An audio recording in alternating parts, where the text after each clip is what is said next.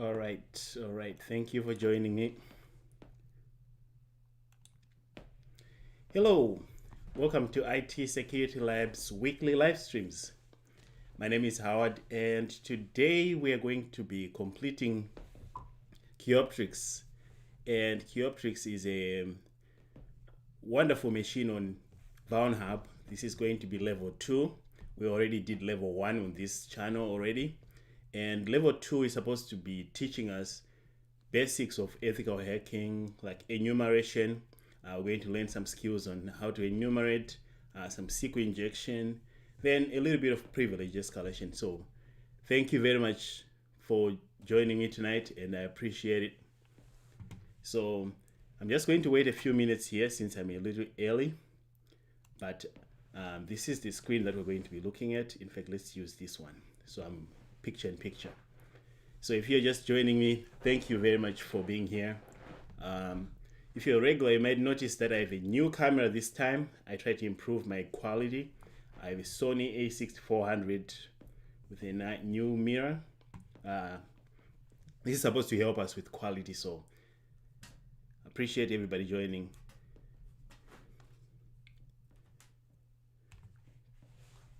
Oh, that's unfortunate. Matthew said, internet out due to high. Oh man, that's unfortunate. I wish you could join us, but thanks for letting us know. And for those who are new here on this channel, please consider subscribing, because every week I live stream on Sundays, and when I live stream I show you how to attack machines and also how to detect. In today's machine is Kioptrix level 2, so you're just going to learn some basics of hands-on attacking, mostly enumeration and some privilege escalation. So that's going to be the main part for today's demonstration. So as you can see, this is my lab setup right here. I have my Kali Linux, which is where we spend most of our time. Then I also have Kioptrix level 2 right here.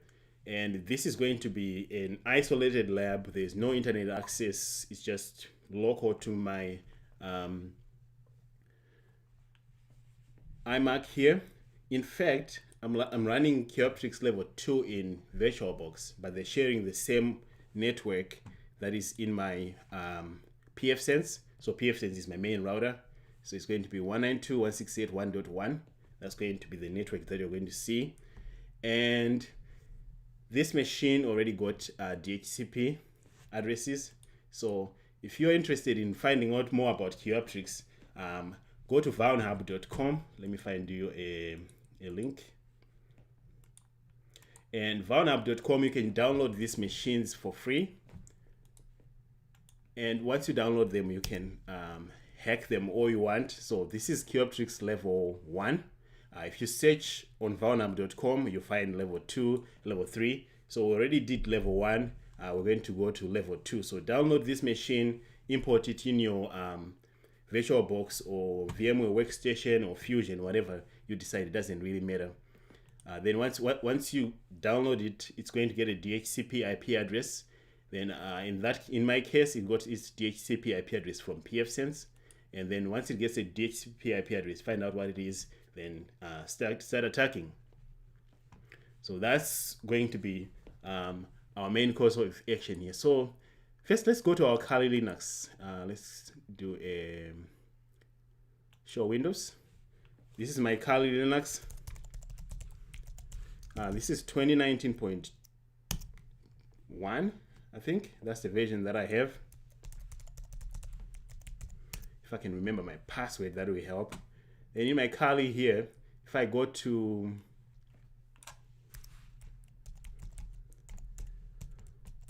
that's my pfSense firewall. It's on HTTP, not HTTPS. I can sign into my firewall, then I can find out what my IP address is. This is not going to be relevant to us attacking Kioptrix. So let me exit out of everything that's loading in the background here. But in our Kali Linux, what I do most of the time before I start any hacking is I try to make sure that the machine is reachable from my machine, because I don't want to start throwing attacks on a non-existent machine. So what I do is I do a ping 192.168.1.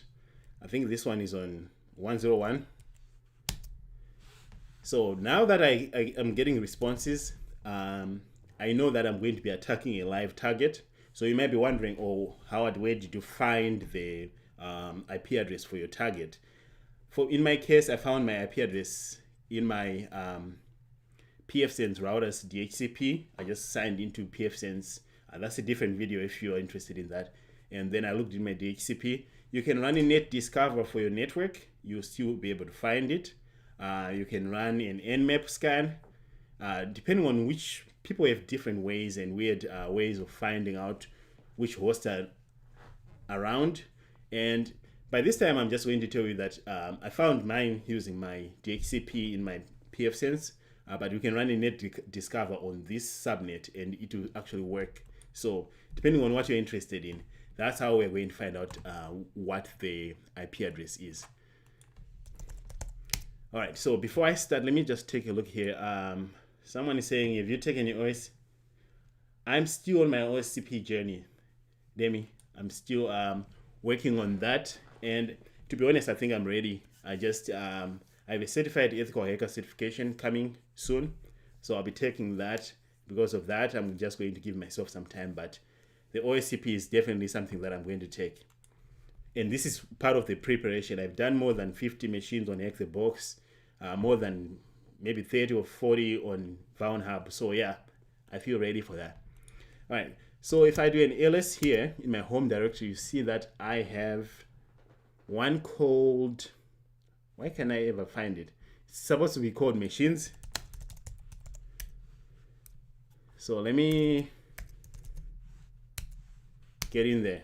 If I do an ls here, you see that I keep all my machines that I've been attacking ever since I installed this machine, this Kali Linux machine, in folders. So most of these are going to be Hack the Box machines, mostly live machines. But in this case, I also have some Kioptrix level 1. That's when I attacked. So I created Kioptrix level 2, this one. So that's the one that I'm going to be using. This way, if someone asks me in the future anything about how I did things, I have my notes saved in here, and this is good for my documentation. So the part of me doing this live is so I can show you my workflow, how I think and how I do things, because I think you can learn a thing or two from how others do things.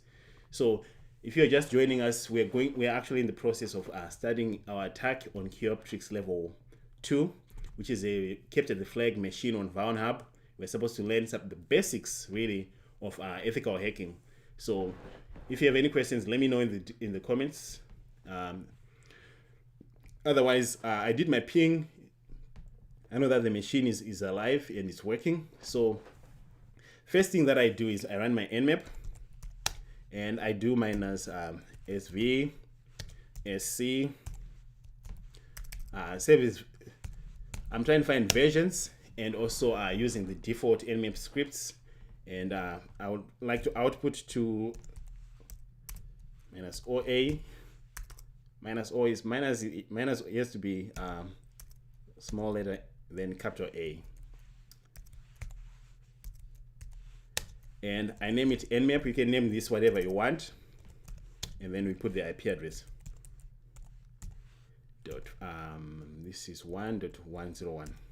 So this is our nmap scan. It's going to use the default scripts for nmap, and then it's going to also find versions for any services that we find, and then we do this.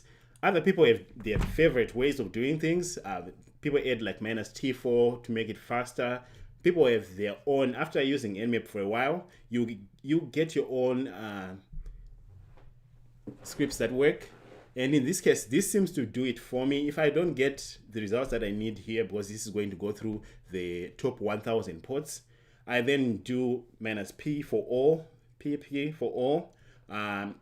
If we are on Hack the Box or other intense CTFs, maybe you want to run for UDP ports, but this is going to really give me the top 1000 ports. And for the most part, for what we do with Hub, this does the trick for me.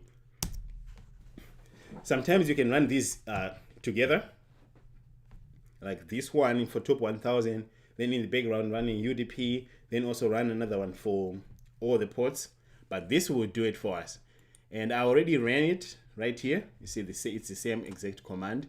I am outputting to a file called nmap. And I did this so I can save you some time, so you don't have to wait for this to complete. So let's cancel that. Let's look at our results here.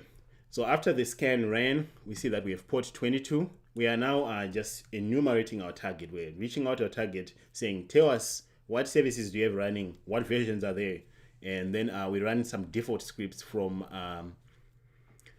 nmap to enumerate even further. So right now we have port 22, port 80, and port 443. If you're on Hack the Box, this can be very important because sometimes port 80 might have something, 443 might have something, and with these things in place, you also want to go to, actually let's just do it.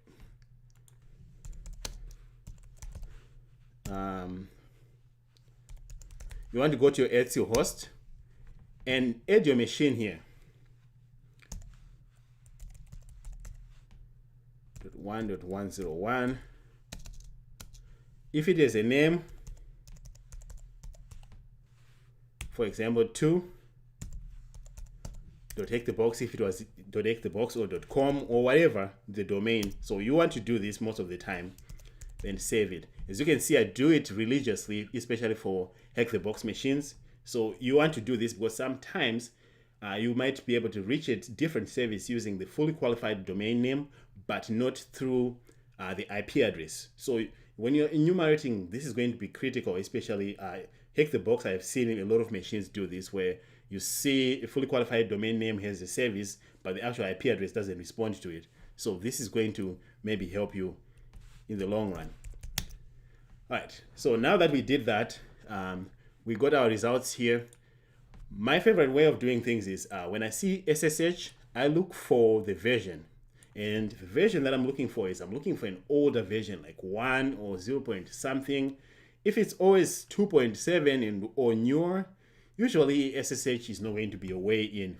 People who make these machines are not going to give you an SSH service that you are going to be brute forcing and getting yourself in there. That's just too easy. So SSH doesn't give me much except the ability to SSH in the future. So usually I skip SSH unless if this version is very low, then I go and look for exploits on SSH. But others, if you have any contribution to this discussion, feel free to let us know in the comments there what you normally do. But for me, I ignore this until when I come back later. So I see port 80 and 443. Two things that I do when I see port 80 and 443. My favorite one is I fire up Sparta. Sparta has become my go-to. I used to just run Nikto and Dearbuster at the same time. These are tools that you use for enumerating further. But so far, if I fire up Sparta is going to fire up Nikto in the background, and it's also going to tell me even more things. And I can even choose to run specific scripts within Sparta. So when I see 80 and 443, first thing is I go and find Sparta, which I can just find here. So when you launch Sparta, this is what it's going to look like. Your Kali Linux might not have this Windows looking, but Sparta is going to have this icon. You launch Sparta. Once you launch Sparta, I already launched it for here. You go here and you click the add, you add an IP address, and it starts running. And as you can see, Sparta is going to give us some more information about our machine. Don't mind this IP address. This was my old IP address when I was testing, but these are the same results for the services that we're looking for today. We see that Sparta is going to give us some CVE information. It's going to give us Nikto, which is why I like to run Sparta. And Nikto is going to run for any services. It's going to look for vulnerabilities that are very common. As you can see here, we have Apache. So Nikto does tell us a lot more information about things that we can potentially go after. So we get Nikto here on port 80, and it also runs Nikto on port 443. So this is really good because otherwise, if you're running from the terminal, you're going to have to run Nikto twice. Make sure that you reach both of them. It looked for SQL. As you can see, we have MySQL, and we now know that there is a possibility for us to do that. You take a screenshot, and there's more results in here, as you can see. So depending on which one you're interested in, Sparta or Nikto, this is what you can run. I see port 80, HTTPS, and it even gives you the names of the services if you're interested in. Then some tools. So that's what we can get from Sparta. In this case, though, we're good. Sparta ran, and so we saw some results. We have port 80, so let's go and start poking with port 80. So our service is running on 192.168.5. I think it's no, it's 1.101. So let's see what's running on port 80. And as you can see, we have this remote system administration. Again, the beauty of these live streams is I tell you how I think. So when I reach a page, usually I'm going to, if it has more tabs, I'll look around and see what's going on. Is there information that can let me in? This is a dead giveaway. You want a username and password and there's nothing else. So in this case, I'm going to view the page source just in case there's something interesting. This I do almost every time religiously. I'll view page source here, and sure enough, we have a comment here. Start of HTML when logged in as administrator. Okay, so it wants me to sign in as an administrator. Here's my first clue right here. I need to sign in as an administrator. So I've seen, especially on VownHub, some of these comments. They'll be in there. So let's start that. Administrator. So once I'm presented with a login page, I'll try a few things depending on whether they have an access control list or a counter that might block me. I'll start trying different things. Administrator. The obvious. No, don't save. Does that work or not? Let's see. Nope. Administrator password. Just the basics. You need to just try the basic stuff, right? That is not going to work. So what are we going to do here? Well, then there's a workflow that I follow. I guess the obvious passwords, obviously, like administrator password, administrator, you know. If this was a Cisco route, I'll probably be trying maybe the default Cisco credentials. So that's the thought that you can go through. And in this case, I'm seeing a lot of people in the comments. They're giving me SQL suggestions. Admin or okay. So they want me to try. This is SQL commands that you can try. Let me show you before I start doing this, because just in case someone is watching and they haven't done this before, let me show you. There's a cheat sheet that you can do if you found yourself in front of a page that you suspect that it's vulnerable to SQL injection. You can use this guide. This is very handy for me. I have it bookmarked, and it can help you. So spend some time playing with this SQL cheat sheet. So people are suggesting that I run the admin and all. So, but if you didn't know anything about the SQL commands there, what I like to do is there's a list of the ones that I used to test. Oh, I went too far. There's a list of them. In this, I highly suggest that you spend some time playing with this. If you haven't, it's really awesome. Here are the different options that you can play with. If you're just trying, say you suspect the SQL injection, but you don't know what, you can try one of these, and people are saying or equal, let's say this one.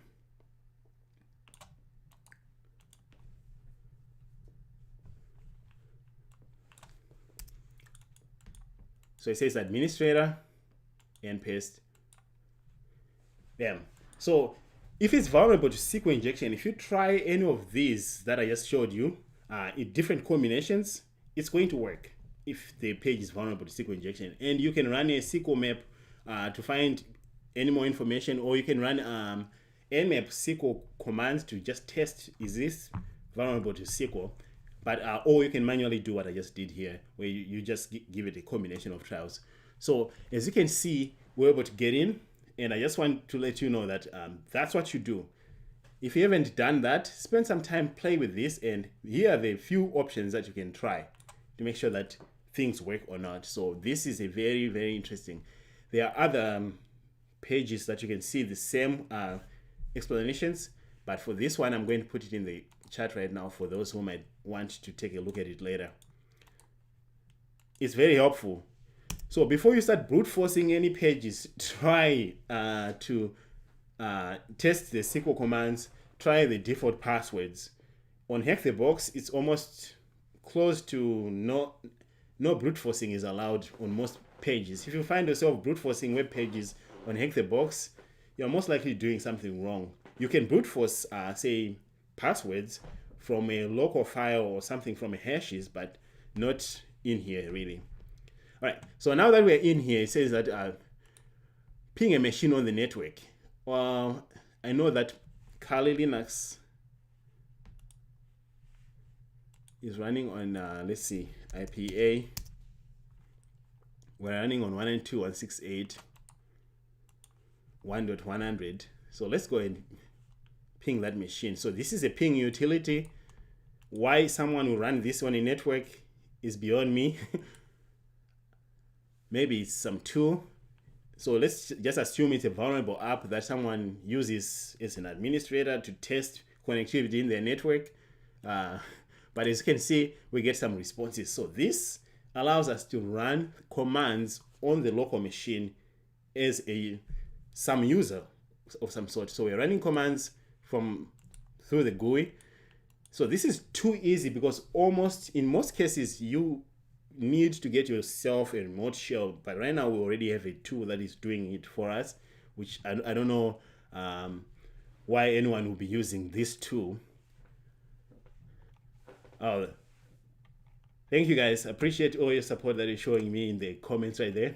Appreciate it. All right, so now that we have this tool, first time I did this, I was like, well, can I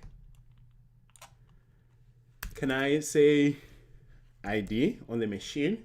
Can I run commands directly? If I could ping, can I run commands directly?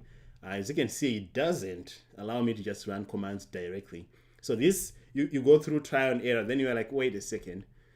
If I say ID, it just brings me the ID back. So that's not really nice.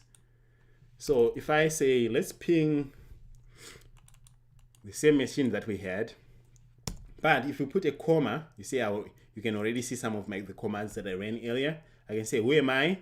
I want to see who is running these commands. That comma is going to say, run the ping command, as it did.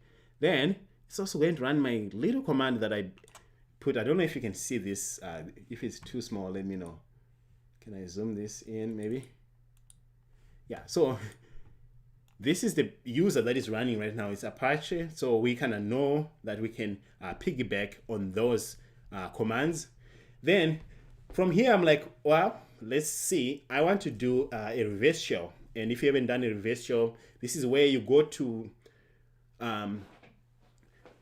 your machine. You tell it to phone home to say, hey, make a remote connection to my Kali Linux on this port. Then you go to Kali Linux and say, hey, Kali Linux, listen on this port. So Kali is going to be listening. That machine is going to be sending a request for connection. And if both of them are working at the same time, you get a shell. It's a very simple way. And I have a cheat sheet that I really like to use. I think there's another one from Pentest Monkey that I really like, but this one also does it. This is a GitHub that you can go. These are one-liners, and the reason why I like one-liners is because you can use the Pentest Monkey reverse shell, then edit it, and then upload it. Or you can just put a one-liner in this case and say, hey, phone home using Bash, phone home using Perl or Python or Ruby, depending on what's running there. So if you're running Python on that machine, you'll be running this one. In this case, we're running Bash scripts, commands through the terminal anyway. So let's just go ahead and copy our Bash, which is this one. So we're saying, let's run this command. We'll put our IP address of our Kali Linux on port 8080. Then we go on Kali Linux, we listen on port 8080. We should catch the shell. That's the idea here. So this allows us to run commands here. So let's remove where am I and put that. But instead of that default IP address that they have there, let's put the IP address of our Kali Linux. 1.1.101. But before we run this, let's start listening. Otherwise, we won't be able to catch it. Let me open a new tab here.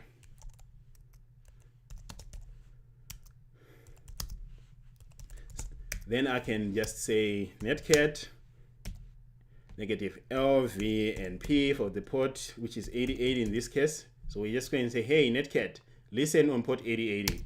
So we start listening, as you can see. Then we go back to our machine. We're saying, hey, bash, make a remote connection to my machine using TCP to 192.168, which is my Kali Linux, on port 8080. So if we submit that, it's going to hang here. You see, it did run the first part. So let's go back to our terminal. So why didn't it work? Something didn't work right? We said 8080. Let's check our port, make sure that we executed it on the right port. Okay, that is my problem right there. Kali is not 101, it's 100. So let's fix that.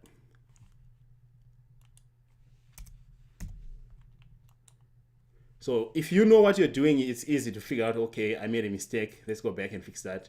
Now, if I go back to that tab, look at that. We were able to make a connection to our machine. So that was our way in. We were able to quickly get a reverse shell. So the skill that we were supposed to learn there is that there are these things called one-liners where we can make a remote connection very, very easily. So we didn't have to overthink anything here. We just used bash. But the others, as you can see here, some people like the pen test monkey PHP reverse shell. You can use that. In most cases, I've seen that I use that more often than not. I even have a copy of it saved on my Kali Linux for quick uploads and downloads very quickly. All right. So that was the biggest takeaway. So let's see. Are we still Apache? Yes, we are Apache. As you can see here. So for that one that we just used, let me give you a link to it. For those who are here who might want to end up going there. That's the one that I'm using. If I know people have their favorite ones, this is one of those things that you just have bookmarked. You think, oh, there's a reverse shell. Oh, I'm just going to use bash. You come here, you copy it, and you edit it, and off you go. All right, so let me remove this. I forgot to remove the comment. All right, now that we are in, where are we? This is where we start poking. The moment I get in here, I start trying to understand, where am I? Where did this shell land me? Can I get a better shell? Now it's saying bash. Not a big fan of that. I would like to have a fully interactive shell most of the time. So I can say, I did ID to see who I am. Print working directory. So now I'm in var www.html index.php pingit.pht. So this is the tool that we are using. And we just have a regular index.php, which is the one that I was able to view the page source and see. So nothing exciting here. In most cases, if it's running, say, WordPress, but it's hidden, it's an internal WordPress site that is not published, you'll be able to see here. If there are any funny configuration files or flags, you'll be able to see them here. You can also run a bunch of commands like this. What if I say sudo -l? This is not going to work, so I get myself stuck here. When I run sudo -l, I'm trying to see, well, is there anything that I can run with sudo privileges? In most cases, that is the easiest privilege escalation you can get. Sudo -l, it will tell you, oh, you can run sudo commands as this, and this is what you can do. That's the easiest privilege escalation. So when I do this, I haven't figured out the best way to escape this. So I killed my shell here. Let me listen again.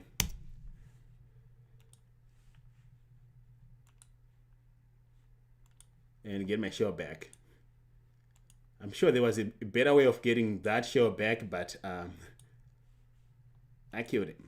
All right, so sudo -l, always run that. On a hack the box, I've seen at least 5 of the more than 50 machines that I've done where privilege escalation only involved sudo -l. So then you can try to find more information. Can I do a uname Linux? What is the option? Uname minus something to get all the information. Let me look at my notes here.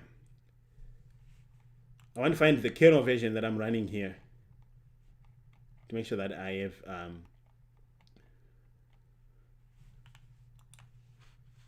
what is the real uname? See, now I don't want to Google it, but okay, it's Linux. Let's see what the version is. It's /star-release.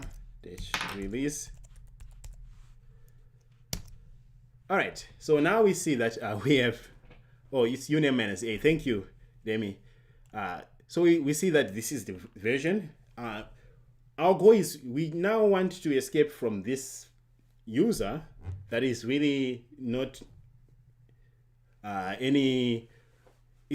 we want to be root. We want to escalate our privileges. So let's do that. Uname -a. There we go. Thank you. All right. So now we get a kernel version. So what I normally do is I just copy that, drop it in Google, and see if there are any kernel exploits. Some people like to go straight and upload tools in here, like enumeration tool, linenum or enum for Linux. I tend to do that. It's my last resort. I don't want to go through the trouble of just uploading a bunch of tools here. I want to do basic enumeration, like manual. So I'll probably just cd to the home here to see what is going on. Can I see more users? I have John. Can I go to John's? Nope. No, but now we know there are 2 users. Whether we will need them for this case, maybe not, but we know that there's John and Harold, and they are the users that we might want to visit at some point. So let's zoom this in to make sure that you can see. So once you CD around, you can even go to the mount to see if anything is mounted. Go to the var or the temp folder, find bash history. I'm just telling you the things that you need to be looking at beyond this machine. Bash history is one of them.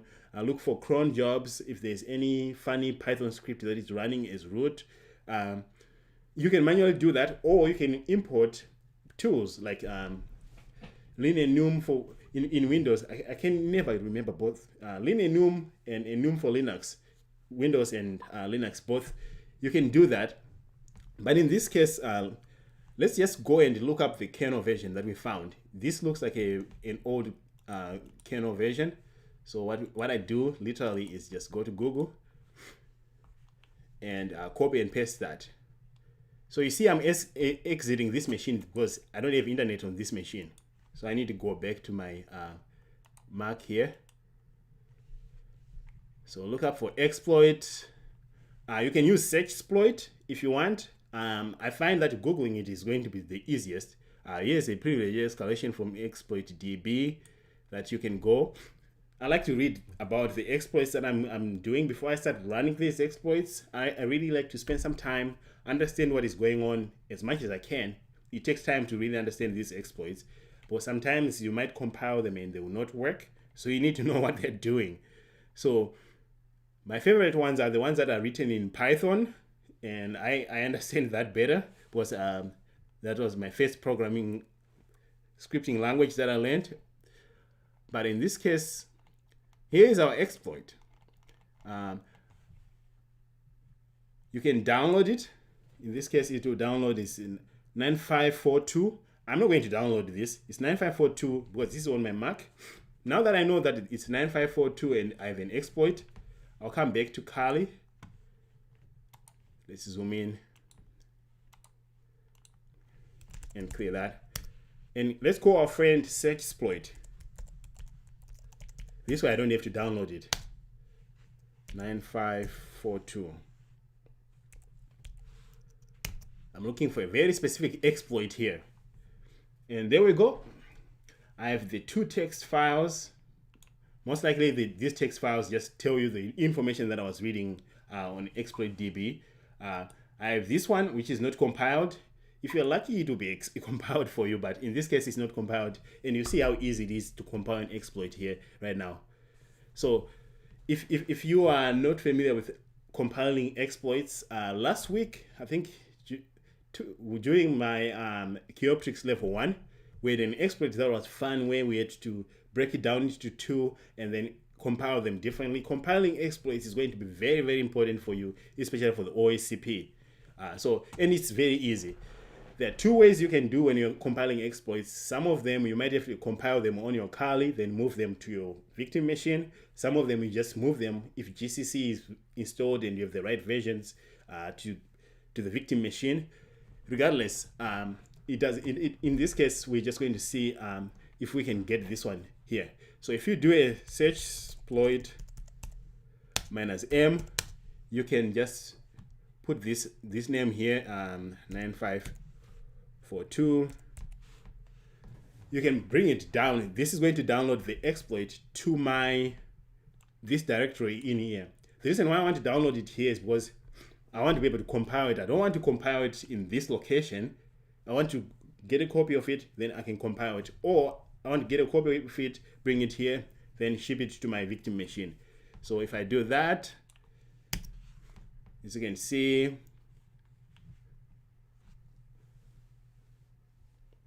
I already did this for mine.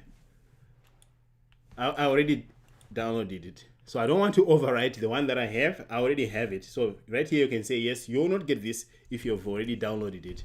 But I already downloaded mine, so it's already here. So now that I have a copy of my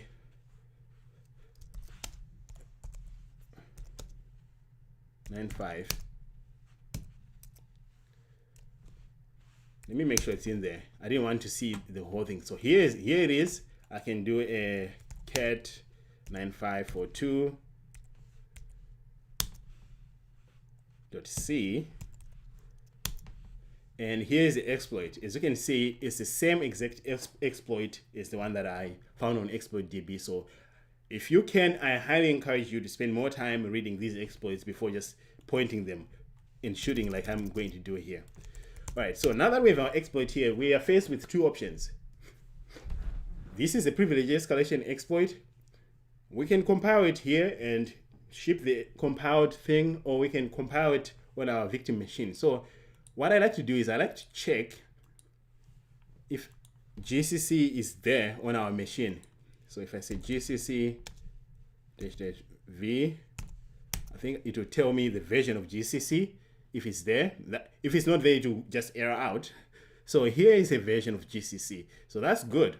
I think someone once said that it's easier if you compile them on the actual victim than on your Kali.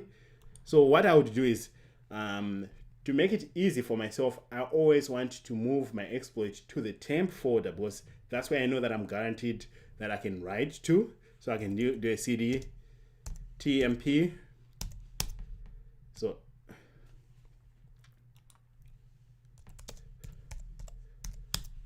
there we go. If I do in my print working directory, you see that I'm in my temp directory here. So now that I'm there, here comes another thing that I do. My favorite. Zoom in. There are many ways you can move files from your Kali Linux to the victim machine. In Windows, PowerShell is going to be your best bet. You just host and it's going to be the same. My favorite one is to host a Python web server here and then ship it to my victim machine. You can mount file shares. You can use Apache to move files in this case. There are many ways, but Python is going to be my favorite here. So let me save you some time from me typing. I'll show you the command that you run. It's this one. Python simple HTTP server. And what we are doing really is we're hosting an HTTP server on this location. This is the same location where I downloaded my exploit. And I'm specifying 80. Usually I have multiple of these running from the same location. I can have 80 running on a different location when I'm doing other things. But you can specify 80 here. If you don't specify 80, it will default to 80. But this is good for demonstration that you can specify a different port. So if we do this, we are now serving the files that are here through our HTTP server. So what we can do is now go to our victim machine and do a wget http 192.168.1.100. And the reason why I like 80 is because then I don't have to specify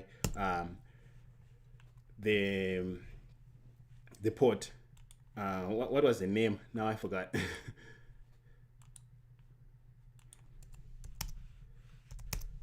So this is the name of the file that we want 9542.c.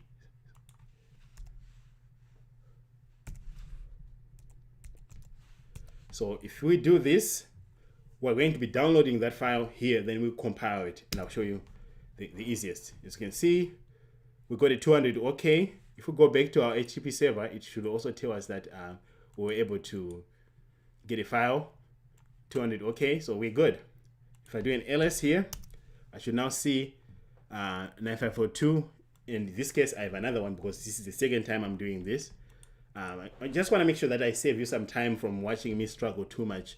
All right, so now that it's in here, we just need to use our GCC, which we checked, compile it, and run it. And if it works, it's going to give us root. We're going to be able to just exploit it. I have to admit, this is not my favorite one where we just get an exploit and run.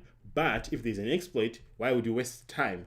So in this case, we just say GCC, then the name, which is 9542.c. Then we want to output it. Okay.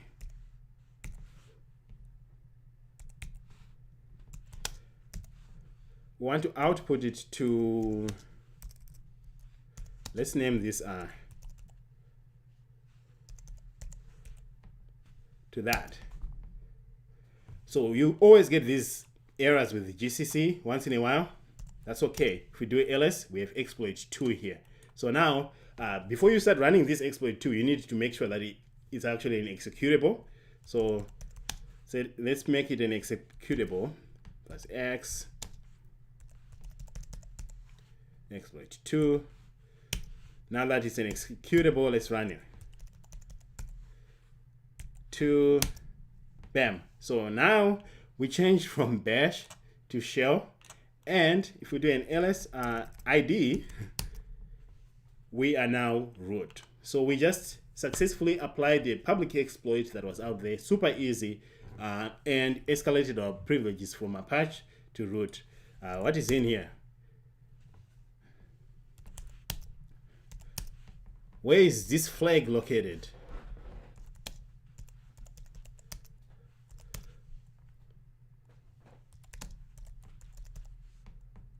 Does anyone know where this flag is before I start searching for it?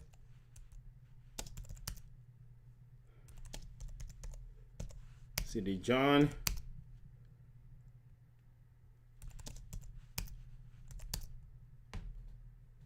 I don't know where this flag is. But we got root, that's all I know. Right, so I'm not going to worry about the flag, but if you know where it is, let me know. But we were able to escalate our privileges, and once somebody's root on a machine, they can do a lot of things. I can create a backdoor here. Excuse me, I'm getting sick here.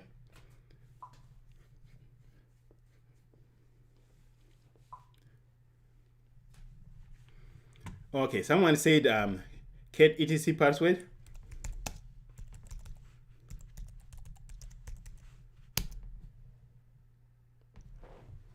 Come on. You see what I did there?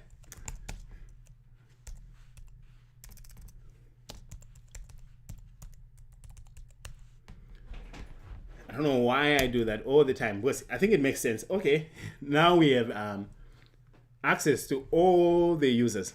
We can also see the shadow folder. If you want persistence, maybe create your own users in here. But once I get root, once I become root, it's game over. Really. We can grab the password hashes here from Etsy Shadow and do it. But yeah.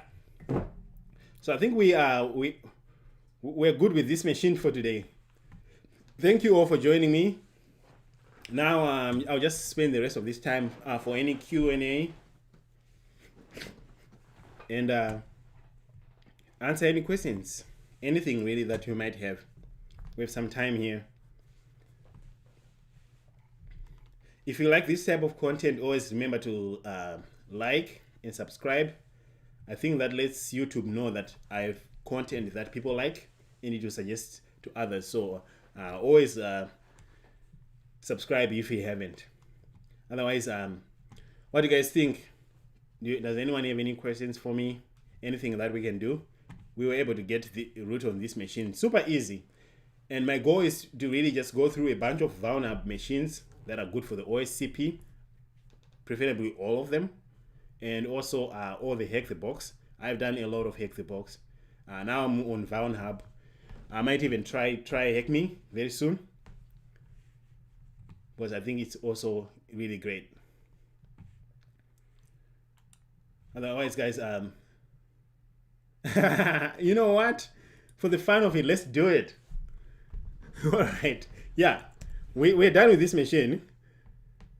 Remove -RF. Let's do it. I say let's do it. You do not want to do this. If you do this to any machine, I'm not responsible for what happens. Do not do this. Do not try this at home, kids. We're going to do this very soon. Let's just wait. I want to see. Remove -RF because you are in. That's just nasty.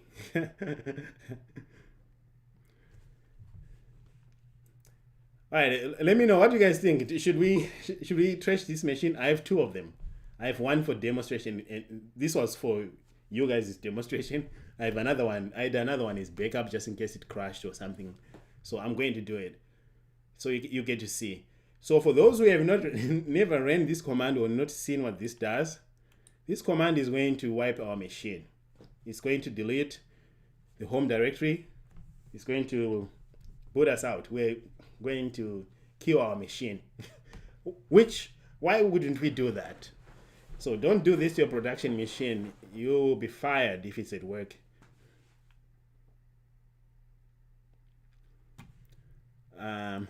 Bobby asked if I'm going to go installing Elk on Ubuntu. Yes, I have a video on this channel actually where I installed Elk on Ubuntu using Ansible scripts. Very, very easy. All you need to do is just run the Ansible scripts from GitHub and you'll be able to get Elk. But these scripts are installing an older version of Elk. So I haven't tried it on the latest one, which is my favorite one. The latest version of Elk is awesome. I'm like the biggest fan. It makes me not want to go to other SIEM solutions. All right, guys, we are going to run remove -RF. If you have never seen this, well, you get to see it right now. Go. Come on. What did I do wrong?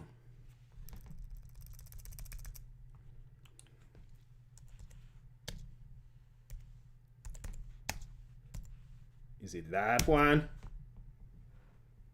Oh, it doesn't like that.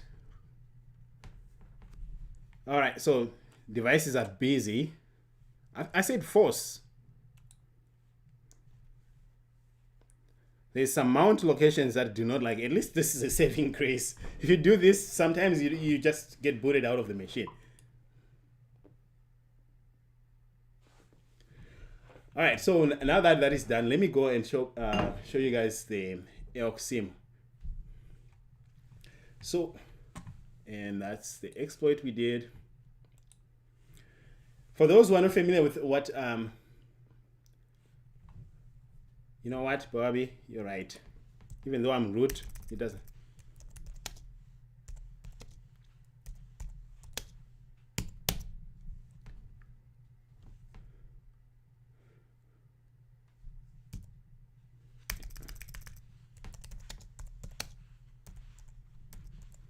You can tell that I've never ran this command in my life. All right, let's not remove it. For elk, the easiest one is just go to Elastic. If you want the quickest and the easiest one, is just go to this location here.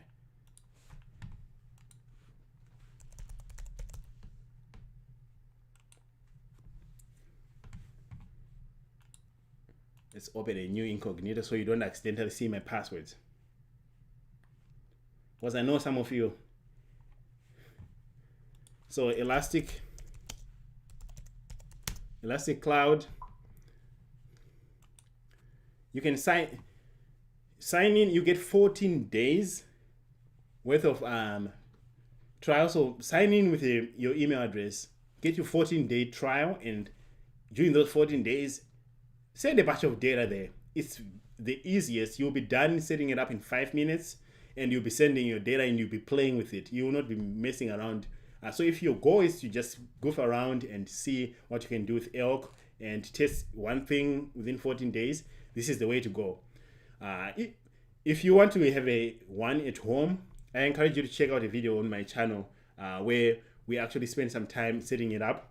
I encourage you to send some logs from Suricata and Zeek, and also host intrusion detection logs like from Wazoo or Elastic Agent like what I have here, which I think is awesome.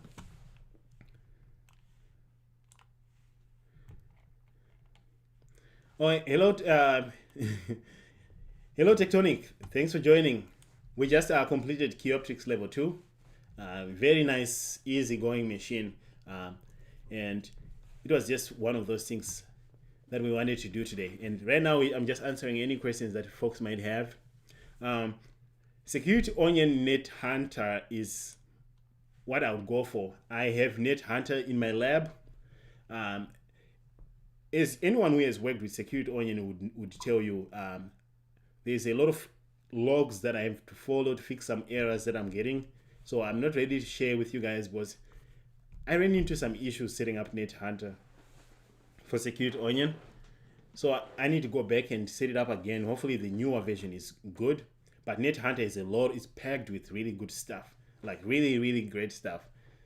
I use Security Onion in my home network. I cannot show you guys that because you might see what I'm running from my house. But for my home network, I'm just sending a bunch of, like, all the logs that I'm getting, firing them through Security Onion, 2 instances. Great. It works.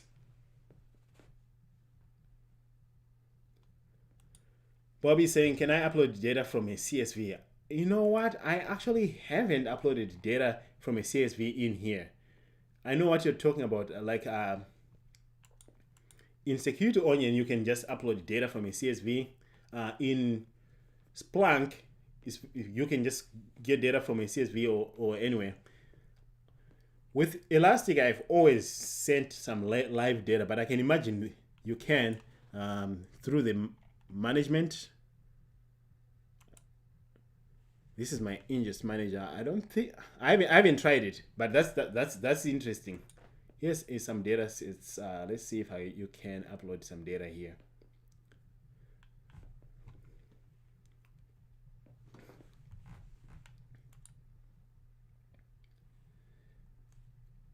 Here's my Elasticsearch URL. No, I have no idea about CSV, but that's a good one. The best thing though is if you're just playing around, look at all these different options that you get here. Elastic Endpoint Security has been best. I made 2 videos so far where I show you the detection capabilities of this thing. In fact, I can show you some of the detections that it did today, if it did any. The best. I think that if your goal is to learn how to ingest data and create some rules in your environment and look at logs in real time and just goof around with logs. Oh, excuse me. Here are some detections that it's doing right now.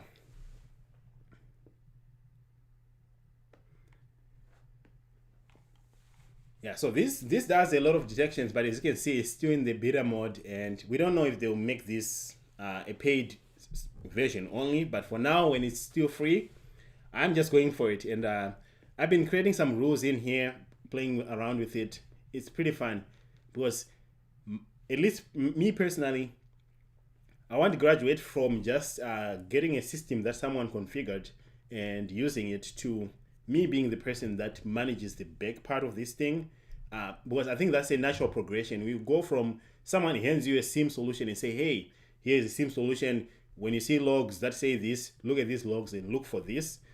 To, you're now the engineer on the back end saying, okay, there's something on the wild. How do we detect it? And that's the point where I am, where I'm asking myself, if someone publishes a POC out there for a vulnerability that's known, what can I do to detect it in my environment? And what kind of rules can I create before someone shares the free ones or something like that? Or what kind of rules can I create that I can share with the community? So that's why this is really great. And you can see right here, there's some detection rules. I've created 2. I hope I can create about 10 and share with the community, but there is a ton of rules in here that are created by a lot of people. And I can imagine in a year or so, there will be a huge online open source community where you can just go and grab rules. And I hope to be contributing to that community if people don't already have them out there.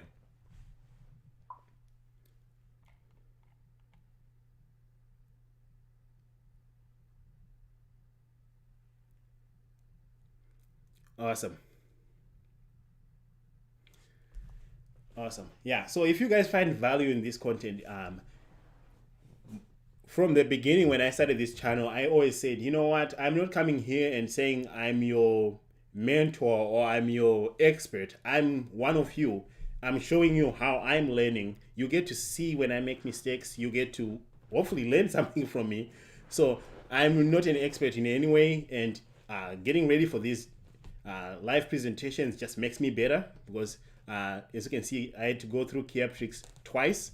I get to learn some of the coolest things that you guys share with me. So it's really awesome. But since people are not really asking me any questions, does anyone have the Certified Ethical Hacker certification? I'll be going for that soon. Then mostly because I'm more interested in it. I know people have different opinions about it. I know where I lay on the opinions, and I want to see. Zabbix, if you are doing system monitoring, like if you want to know CPU uptime and all that stuff, man, you should check out Zabbix. I have videos on this channel where I set up Zabbix. The alerting engine in Zabbix is awesome. It's on point. It's super easy to set up. If you happen to be a sysadmin or someone who's in charge of a network somewhere and you have less than 5,000 devices, set up Zabbix. It's the easiest one. I'm a big fan of Zabbix. I've used it in production when I was a sysadmin back in the day. Saved me time. It was between Zabbix and what is the other one? Nagios. Nagios gave me the hardest time. That's before I knew how to work with Linux and editing configuration files and automating things. I had to go to every machine and get my configuration files there. It was nasty, so I ended up with Zabbix because I could install the agent easily. But yeah, I'm a big fan of Zabbix. If you get a chance, install Zabbix. In fact, I'm in the process of upgrading my lab here. Come on.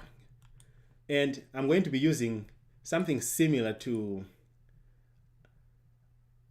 is it Zabbix? I don't know if I want to go with Zabbix. This time I might just go with Nagios or something easier, because I'm going to be monitoring the uptime, CPU usage, and stuff like that, and send the data to Grafana from all these machines, some of these machines, for example. So if you stick around in a month or so, you see a bunch of Grafana videos that I've just put out there. And This time I'm going to graduate. If you saw my Grafana videos from a year ago, I was just getting started with Grafana. This time I'm going to have Ansible automate the deployment of my Grafana instances and configurations. So I'm going to play with Ansible for that. Hopefully you have a local Git for version control so that it's more like mature CI/CD kind of environment. Because at some point, that's where we need to go. Instead of just manually sending configuration files, why don't we automate with Ansible? Why don't we use Git for version control? Why don't we, make it more mature and production-like as a lab? So if you're interested in learning some of that stuff, you'll be seeing me play around with them. And like I said earlier, I'm just interested in getting better. So I hope you can get better with me. Bobby said, got a GIAC file for going to another, but want to learn how to probably parachute to help those that have no ideas. Okay, that makes sense. Do you think it is one of the best monitoring software? I'm assuming you're referring to Zabbix. I think it's one of the free tools out there that is super easy to deploy for those people both who are familiar with Linux and those who are not. The best combination is to have a Zabbix backend that ships the data for visualization into Grafana. You have a wonderful dashboard that you can just put on a TV. If I'm assuming you're someone who is monitoring an infrastructure at work, you put it on a TV and it gives you alerts. I believe that Zabbix is going to give you the best setup possible. Nagios, if you have the enterprise version, you get a bunch of more plugins. Zabbix, with just a free version, you get really good stuff. I have some videos that are old on my channel that you can check out if you want to see Zabbix in action. But yeah, it is super easy. And if you do some research, you can even find someone who has automated the installation of Zabbix using Ansible, which makes it even easier. What do I think of pfSense? Oh, pfSense is my go-to firewall. Let me show you my, right here. I believe in pfSense because it was the very first firewall that I deployed. Like when I was learning about firewalls, it was between pfSense and Sophos. I did both. Sophos had a web GUI and pfSense allowed me to go to the command line. And so pfSense is definitely a firewall of choice for me. And it's free. And I've deployed it in production before. And actually Netgate provides really good support. If you have a small company and if one of your clients is just a small company, you can deploy pfSense in production. And actually, surprisingly, it performs really well, especially on hardware that is supported. Oh, SolarWinds Orion, don't bring me memories. I have some memories from Orion. Do I? I actually, this lab that you're looking at here, the very first SIEM solution that I deployed was SolarWinds Orion. I got the licenses for free because I participate in the VMware vExpert program. So in fact, I still have my SolarWinds Orion licenses. I can deploy it here. It is super easy. They've changed a few things, but it's the easiest one to deploy. The only trouble that you might have if you are going to deploy it in production is that you have to pay a lot of money. They count based on nodes that you deploy. So if you deploy to an agent, anyone that checks in and is sending data, they count the nodes, then they limit you based on your licensing structure. But SolarWinds was my very first SIEM solution that I worked, and the first time I set it up, it just started popping up some alerts. I'll fire up Kali Linux and run Nmap throughout my whole network. That was me back in the day, learning how detection works. Just run Nmap and watch my SolarWinds Orion start complaining about my Kali Linux machine. Run PSExec remotely to a domain controller and just watch my SolarWinds Orion go crazy. So yeah, SolarWinds Orion is definitely a good one. If you have the license, I think it was like $4,000 back when I was looking at it for a small business. It's a really awesome SIEM solution. I'm a big fan. But of course, nowadays with the free security onion and elk sim, elastic agents, I mean, even Splunk. For learning purposes, I suggest start with something like Security Onion, because the tools that you see in Security Onion, a lot of people use them in the back ends for their stuff.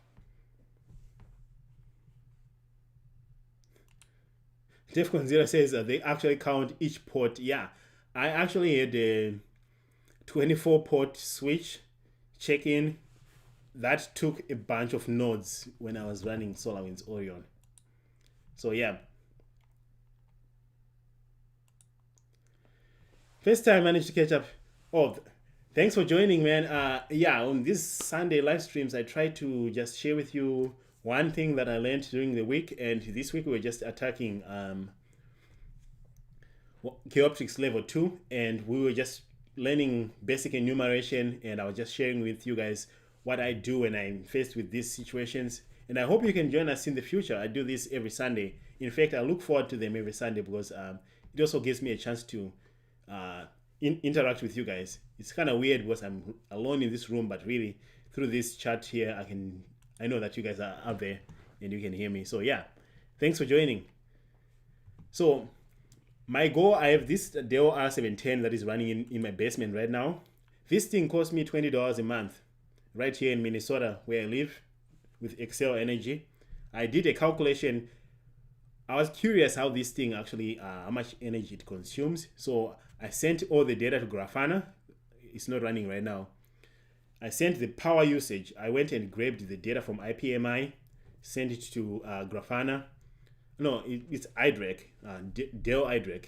Send it to Grafana. It was the power wattage, the usage in real time. Then I send it through a calculation. I know how much Excel Energy charges per watt. And I calculated, wow, how many watts is this thing taking in a month?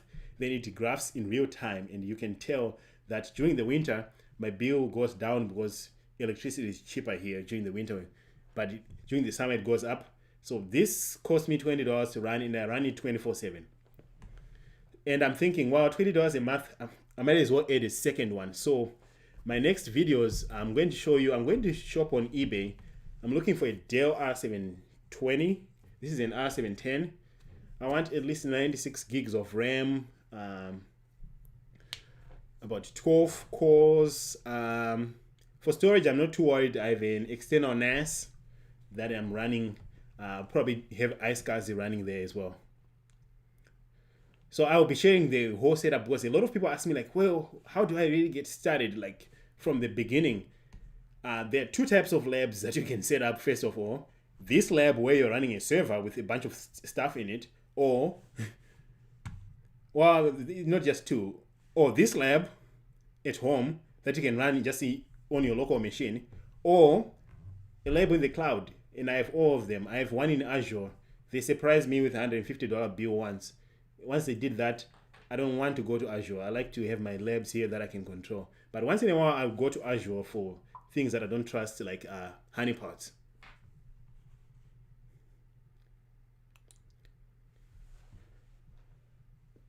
Okay, so that we did that one. Demi is an R710. R710 is a workhorse. I mean, it's not too loud. I don't encourage you to have this server in the same room as you though. Mine is in the basement. I'm just lucky that my house, I have a basement. So highly suggest that you spend some time finding a place where it can be, or you can just run it as needed. And I've created things and destroyed things from within this lab. Right now, I'm running Zik, IDS, some Suricata, and Wazoo. Try not to overload this thing. As you can see, my storage capacity is almost gone. Most of that is from a bunch of things that I'm running. Yeah. So if you're interested in some hardware stuff, I will be buying another. I think I want an R720 instead of R710. This one is going to be a nice one. I'm trying to find one on eBay for under $500. So if you know anybody who has a better deal for one with 96 gigs of RAM, let me know. And Demi here can attest that it's not that loud. He's saying it's in the same room as him. So I'll be setting it up. I'm lucky that I get to run VMware licenses because I'm part of the VMware vExpert program, so I get these licenses for free. But you can get VMware ESXi for free. And the reason why I suggest using VMware is because everyone in their company, they're using VMware. So you're learning enterprise grade stuff. Say if you're going to be looking at VMware logs for security purposes, you can just work in your lab. So VMware is my choice, but Proxmox is really my second option. Proxmox is really awesome for those who are trying to learn.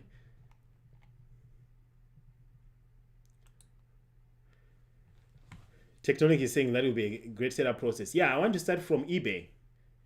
Shop for a server, make a payment, then we can all wait. Maybe I can start bidding sometime this week.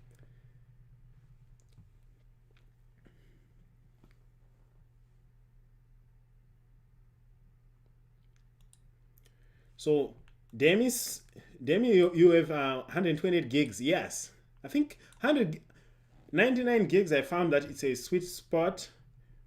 With 99 gigs, you can run a ton of things. And nowadays, with Docker containers and virtualizing a lot of things, you really, if you run out of 99 gigs, you are now taking it a little further. But so 99 gigs, even 60 something gigs is also a reasonable amount. I've seen some people run with 48, but I've ran out of 48 very quickly, especially with the elk sim. This one here, how much? You see, I gave this one 16 gigs by itself. Elk sim is very resource intensive. I'm giving it 500 gigs on the hard drive. So yeah, if you're running this, welcome from India. Appreciate it. A lot of people who watch my channel are also from India. So really appreciate you guys joining. And a lot of other guys who also join have channels. If you have any channels that do this type of stuff, let me know. I'll be happy to refer people to it as well. Said I followed your video on setting up pfSense's gateway and yes. So this one for setting up pfSense, that's a lightweight lab that you will be running locally, and that one works. It's a nice one.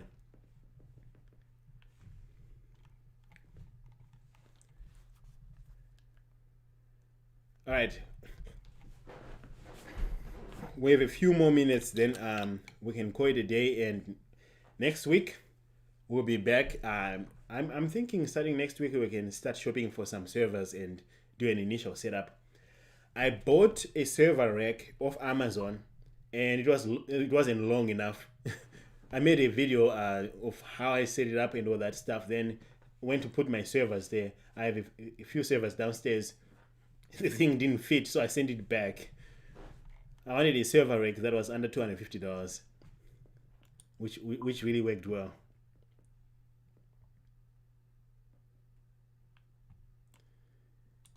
Yeah, ESXi.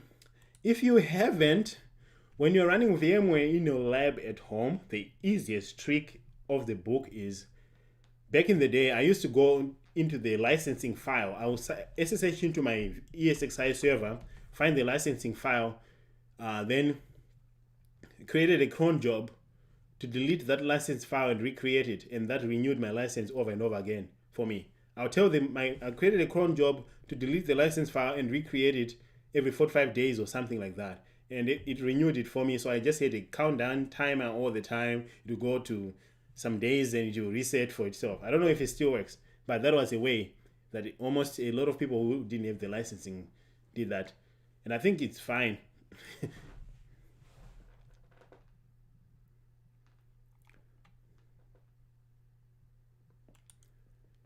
One says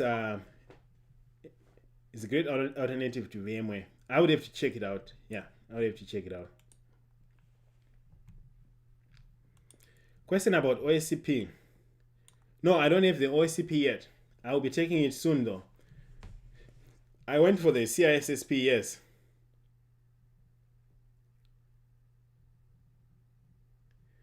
Oh no, no, no, no, no, no. I'm not interested in management. You're saying management? No. I'll go crazy if I spent most of my time doing management stuff. I like this hands-on stuff. Unless if there is a hybrid position where I'll be in management and half of the time I'm doing hands-on stuff, I would not like to be stuck in meetings 90% of the time. I like the engineering part, so chances are I will not spend my career in upper management. I'm one of the few people that refuse to be in those roles. No, I like being on the engineering side. So the CISSP, I got it mostly because you learn a lot. It just expanded my knowledge. So as a security engineer, I understand when people are talking about compliance and stuff, when people are bring making decisions, it gives me the perspective. So my CISSP is just for me to know how the business side of things work and all the compliance and the general information, not for the goal of ending up in management. I'll be terrible at being in management. I'll probably miss meetings trying to perform some technical stuff.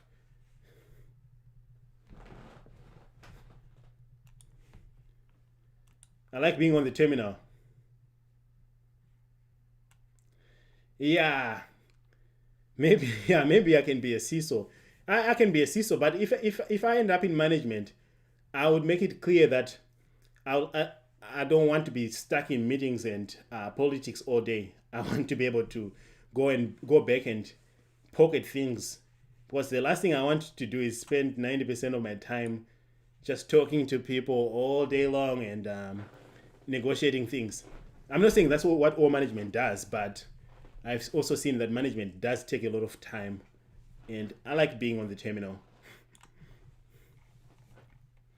And the OSCP is definitely on my radar because I also think it's just a natural progression.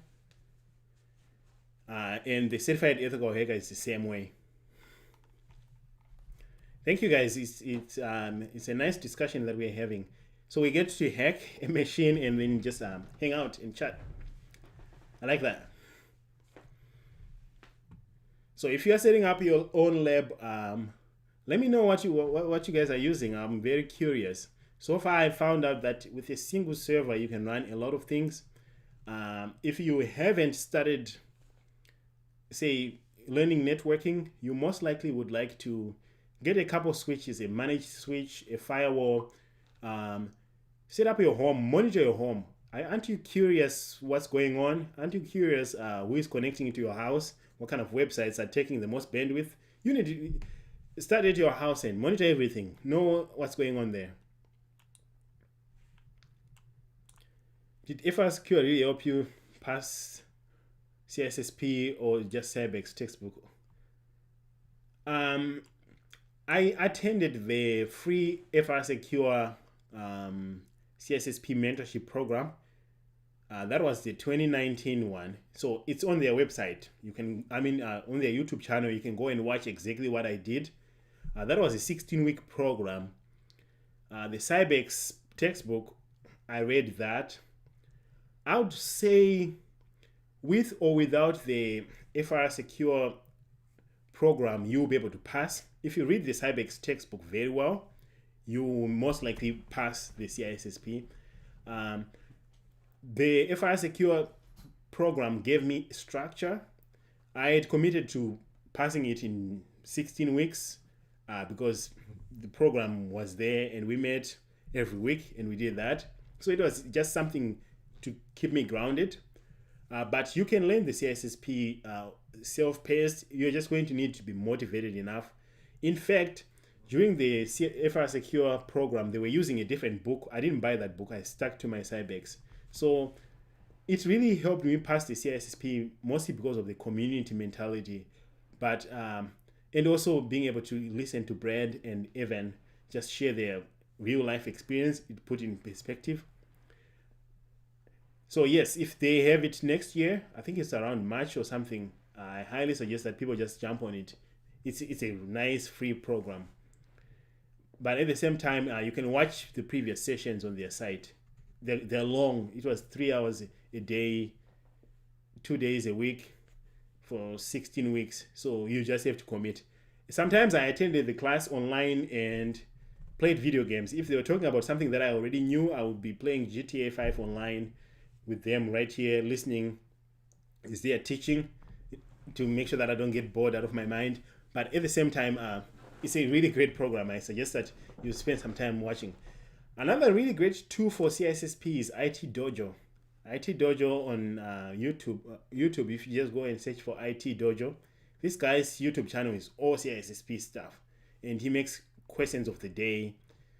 And Georgia Weidman has a video on YouTube. Oh no, was it Georgia? There's an instructor from Cybrary on YouTube who made a video. Really, just think like a manager. Don't think like a technician. You will fail. Think like a manager and you'll pass. I think that's the best thing that I learned from there. All right, thank you very much, guys, for joining. You definitely make it worth it, my time to do this. If you joined late, we attacked Kioptrix level 2, which is a simple VAUNAB machine. Go check it out from the beginning. It took us less than 30 minutes, and I was explaining how I do things. If you haven't do that, I'll make a condensed video, probably under 10 minutes, of how to do it and post it on the channel sometime this week to make sure that people don't watch the whole hour long. But next week, 9 p.m. same time, join me for a live stream. And once I do the first part where we go through the technical stuff, I'll do a Q&A. I'm a believer that we need to really get our hands dirty, then we can do the talking. So you see that most of the videos on this channel are about labs and really jumping into things, and less of headshots talking, because there's plenty of other YouTube channels that do that.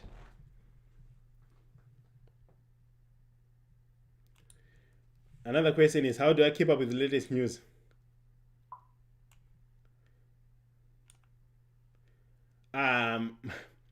So for my news, there's a tip that I got from Daniel Misler. Let me show you.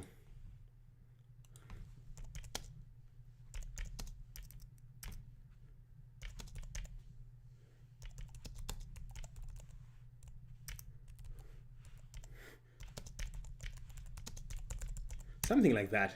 That's the good thing about Google is there's a tip that I've learned from Daniel Misler. This is sort of like my go-to article for, if you look at my career, I followed everything that he says here, pretty much. I read this when I was at Help Desk, and I followed everything that he has. One of the suggestions is having a YouTube channel or a blog, which is what I have here. And what he talks about is, how do you keep up with news? And he says his main recommendations are two main sources, Twitter and RSS feeds. And sure enough, that's what I did. So on Twitter, I follow a few people, including Daniel Misler. He is one of the people that post a bunch of things out there. I follow some key security people, and after a while, you realize that the information security community is very small.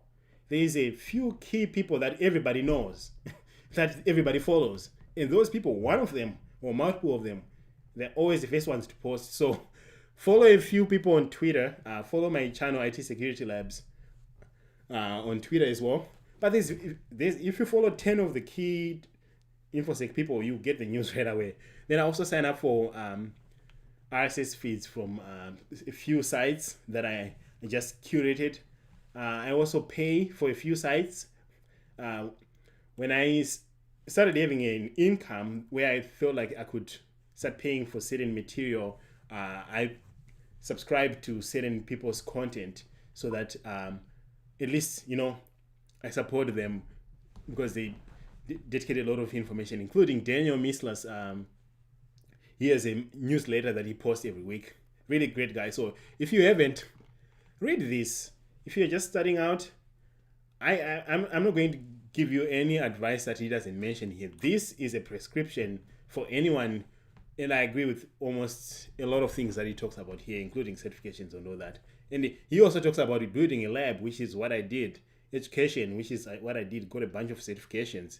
I have some projects coming, like I was telling you that I'm building some detection rules that I'll share on GitHub. Hopefully that will help. I don't do bounties, but I do this with you guys. A presence.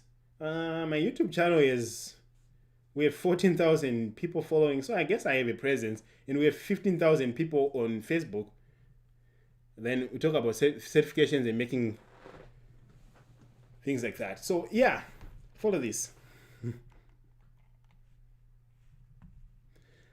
If you are not on Twitter, just create some RSS feeds on very important things that you really important, like the InfoSec magazine, for example, for those who are in Great Britain. I think the InfoSec magazine usually has really good stuff. LinkedIn of late has been giving me some really good information.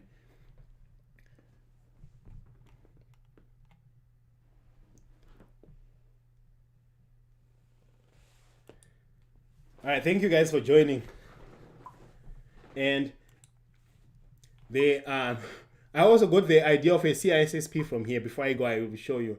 He says the CISSP is the closest thing to a master's degree or something. And I was like, I gotta get this CISSP stuff that he's talking about. That's how I ended up getting the CISSP. So thank you for joining me on this live stream. As always, remember to like and subscribe and join me next week, and we have more fun. Thanks. I'll see you later.